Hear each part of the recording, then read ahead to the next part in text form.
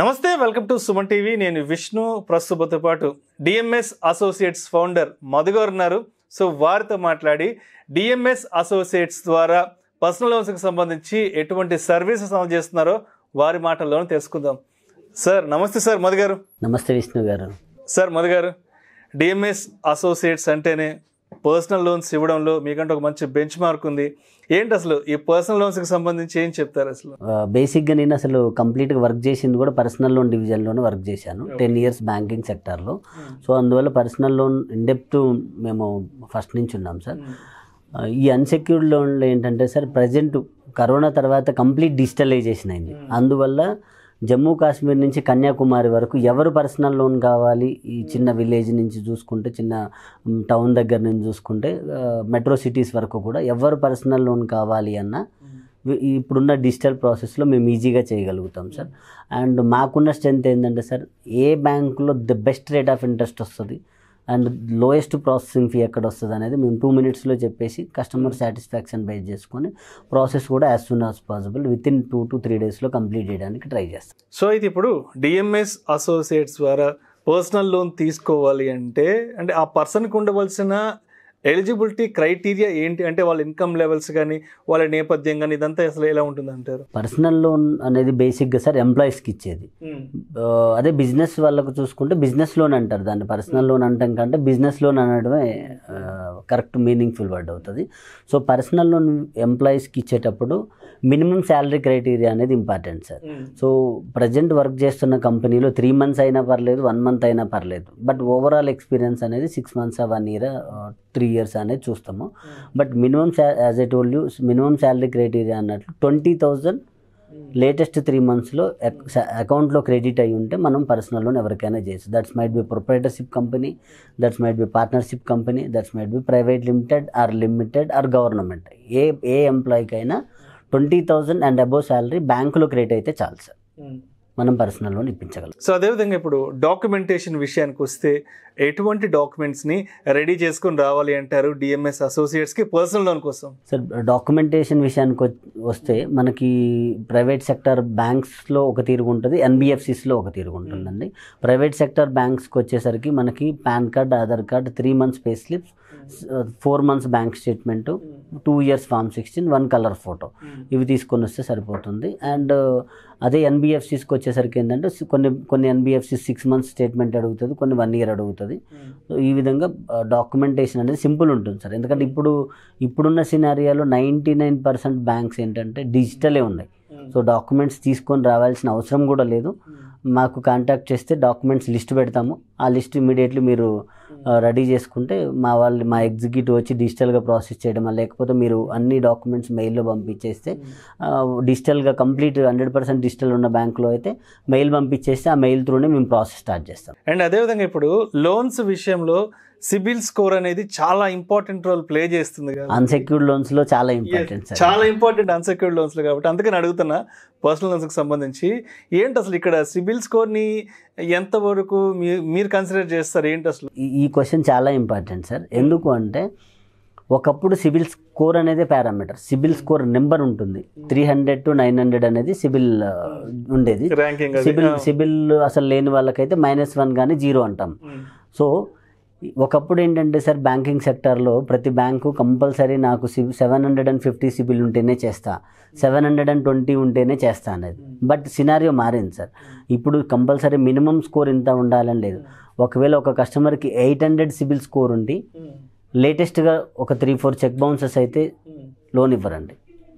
ఒక కస్టమర్కి 650, 600 సిబిల్ స్కోర్ ఉండి కూడా అతను లేటెస్ట్ 1 year నుంచి చెక్ బౌన్స్ లేకుండా, ఓవర్ డ్యూ లేకుండా, క్రెడిట్ కార్డ్ డిలే పేమెంట్ లేకుండా కడుతున్నాడు అనుకోండి. బై ఎక్స్ప్లెయినింగ్ సిచ్యువేషన్, ఆ క్లయింట్ యొక్క సిచ్యువేషన్ బేస్ చేసుకొని మనం అన్ని బ్యాంకుకి ఎక్స్ప్లెయిన్ చేసి ఖచ్చితంగా లోన్ వచ్చే విధంగా చేస్తాం సార్. సో ఫైనల్గా చెప్పేది ఏంటంటే సార్, సిబిల్ స్కోర్ అనేది పారామీటర్ కాదు. సిబిల్ రిపోర్ట్లో ఉన్న డిపిడీస్ అండ్ పేమెంట్ రికార్డ్స్ని బేస్ చేసుకొని లోన్స్ అనేది ఇస్తాయి సార్. అండ్ అంటే సిబిల్ స్కోర్ ఒకటే కాకుండా అంటే ఇంకా మీ దృష్టికి అంటే మేజర్గా ఎలాంటి ఇష్యూస్ వస్తుంటాయి పర్సనల్ లోన్స్కి సంబంధించి? అంటే లోను అప్రూవ్ చేయడంలో ఎక్కడ డిలే అవుతుంది అంటారు ఎక్కువగా కూడా? డిలే అనేది పర్సనల్ లోన్స్, అన్సెక్యూర్డ్ లోన్స్లో ఆల్రెడీ లోన్స్ ఉంటాయి సార్. క్లయింట్స్ మనకి ఆల్రెడీ ఉన్న లోన్స్, ఆల్రెడీ ఉన్న క్రెడిట్ కార్డ్స్ గురించి చెప్పకపోవడం.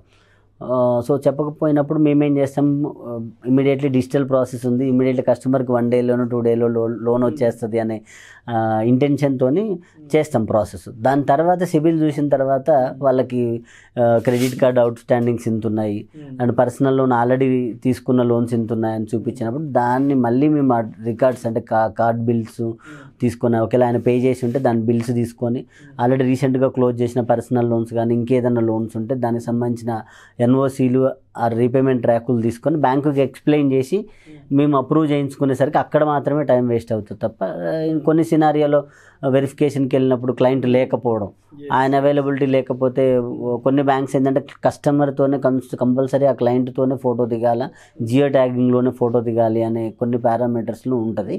ఆయన అవైలబిలిటీ లేకపోతే మళ్ళీ రీవెరిఫికేషన్కి ఇనిషియేట్ చేయాల్సి వస్తుంటుంది.